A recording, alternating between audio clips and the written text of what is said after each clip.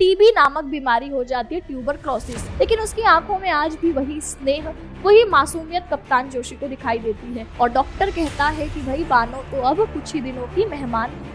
कप्तान जोशी को सुनकर झटका लगता है। बानो ने मृत्यु से पहले ही मृत्यु को गले लगा दिया था। उसी समूह में एक महिला कप्तान जोशी को बानो जैसी दिखाई पड़ती है। कप्तान दिन रात उसके पास बैठते हैं, बुखार मापते हैं, उनको दवा देते हैं, उसके सूखे बालों को सहलाते हैं। दुविधा यह है कि अब उसको अपने जीवन में वापस नहीं लेकर आ सकते क्योंकि उनका नया विवाह हो चुका है।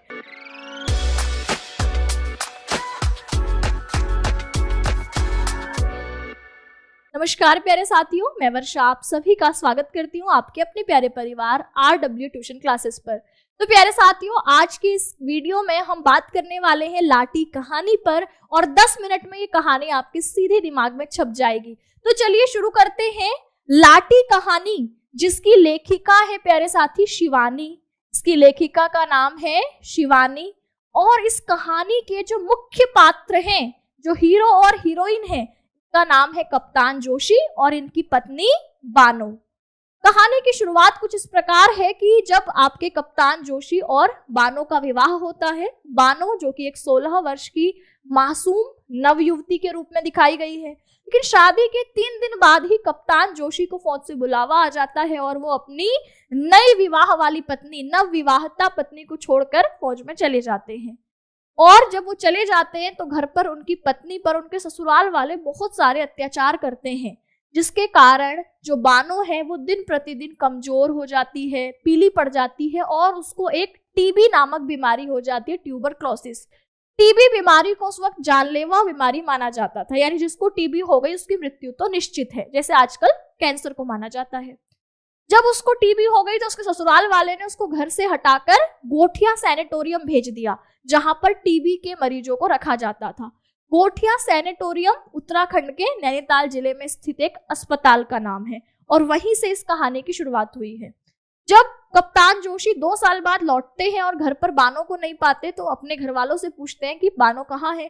तो पता चलता है कि बानो तो गोठिया सैनिटोरियम में भर्ती कराया गया है क्योंकि उसको टीबी बीमारी हो गई है। तो कप्तान जोशी सीधे अपनी पत्नी से मिलने चले जाते हैं और वहां जब बानो को देखते हैं तो बानो अब बिल्कुल दुर्बल, पीली, कमजोर सी उनको दिखाई दी, लेकिन उसकी आंखों में आज भी वही स्नेह, वही मासूमियत कप्तान जोशी को दिखाई देती है। और वहां कप्तान जोशी अब रुककर उसका ख्याल रखने लगते हैं, समय समय पर उसका बुखार मापते हैं, उसको दवाई देते हैं, उसको रात को लोरियां सुनाते हैं, गीत सुनाते हैं और इस प्रकार 24 घंटे बानो की सेवा में लगे रहते हैं। यहीं पर अचानक कहानी फिर एक नया मोड़ लेती है और डॉक्टर कहता है कि भाई बानो तो अब कुछ ही दिनों की मेहमान है। कप्तान जोशी को सुनकर झटका लगता है। अब वो चाहते हैं कि बानो को इस बात का पता ना चले। तो कप्तान जोशी अपनी पत्नी को कहते हैं कि हम कहीं घूमने चलते हैं, अस्पताल में बहुत दिन हो गए।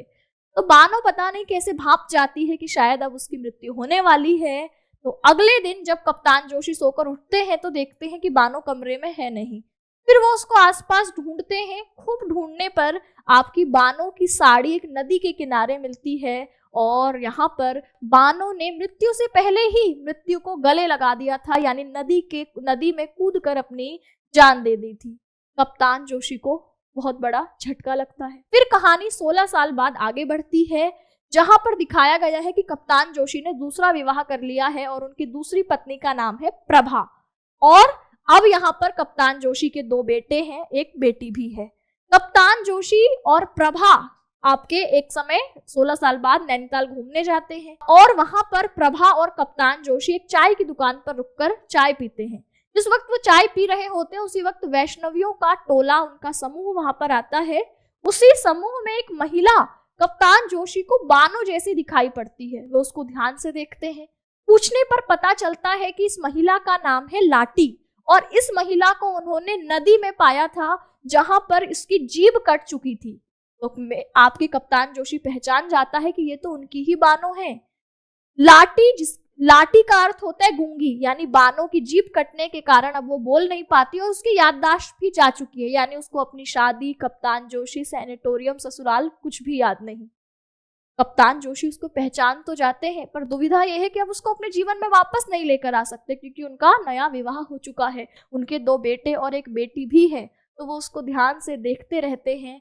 मन में उनको एक झटका लगता है, दुख होता है और इसी भावुक मोड़ पर कहानी का अंत हो जाता है।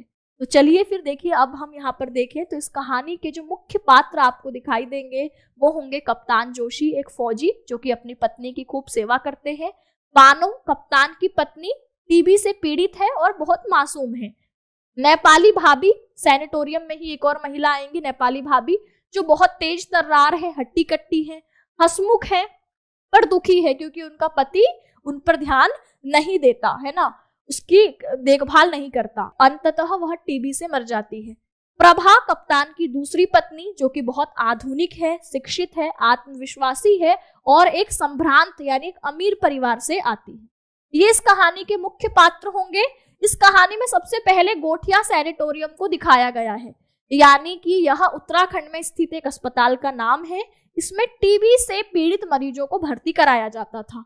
तो आप देखेंगे कि कहानी की शुरुआत में बताया है कि ऊंचे ऊंचे देवदारों के झुरमुटों के बीच बसा।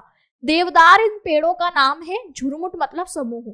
इनके बीच में बसा है गोठिया सैनिटोरियम अस्पताल, जहां सूर्य की तिरछी किरणें बीमार चेहरों पर पड़कर एक झिलमिलाहट छोड़ जाती थी।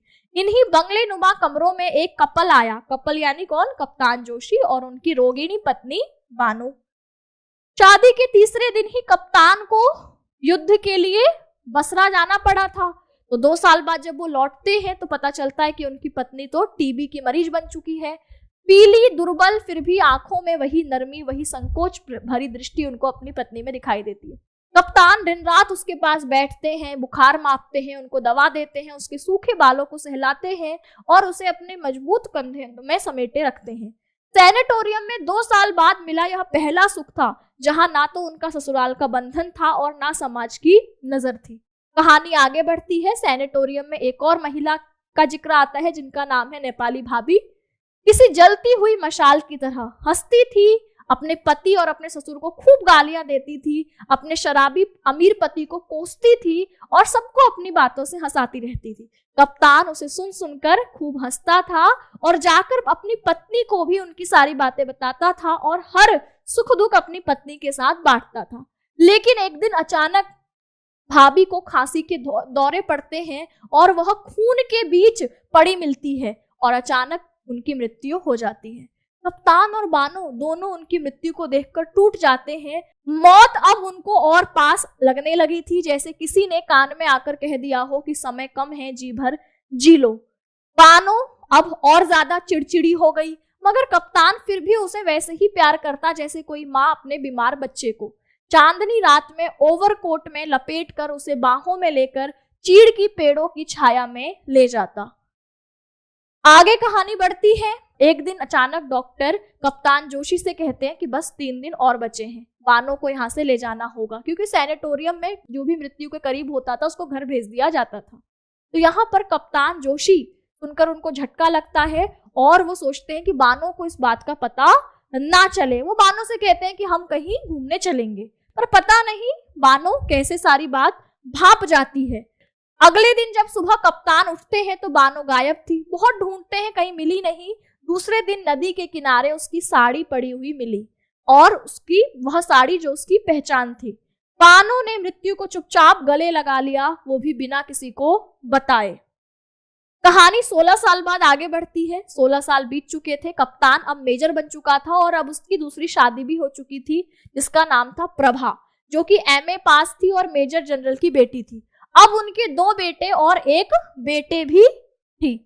एक दिन वह नैनीताल घूमने आते हैं और फिर भुवाली की एक छोटी सी चाय की दुकान पर रुकते हैं। वहीं कुछ वैष्णवियां बैठी थी। उनके बीच एक चेहरा था जो कप्तान को बानो जैसे लगा। मेजर का शरीर सुन्न पड़ गया, स्वस्थ होकर जैसे साक्षात बानो ही बैठी थी। पूछने पर पता चलता है कि लाटी दरअसल वही बानो है, उसकी पहली पत्नी, जिसे वह मरा हुआ समझ चुका था। अब वह गूंगी हो चुकी है। वैष्णविया बताती है कि बानो को तो उन्होंने नदी में तैरता हुआ पाया था, उसकी जीभ कट चुकी थी, उसे कुछ भी याद नहीं, उसे ना पति याद है, ना शादी, ना सैनिटोरियम, ना कप्तान। मेजर उसे पहचान जाता है पर कुछ कह नहीं पाता, वह बस एकटक देखता रहता है और बानो, जो कि अब लाटी बन चुकी है यानी गूंगी हो चुकी है, अपने दल के साथ चली जाती है।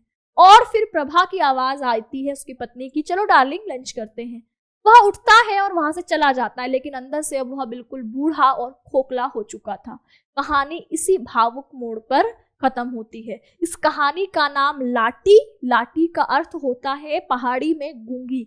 तो ये कहानी एक पहाड़ी क्षेत्र से जुड़ी हुई है, इसीलिए इसका शीर्षक भी प्यारे साथी, जो इस कहानी की मुख्य किरदार है बानो, जो कि बाद में लाटी बन चुकी है, उसी के नाम पर रखा गया है।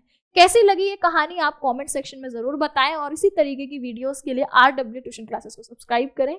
नमस्कार।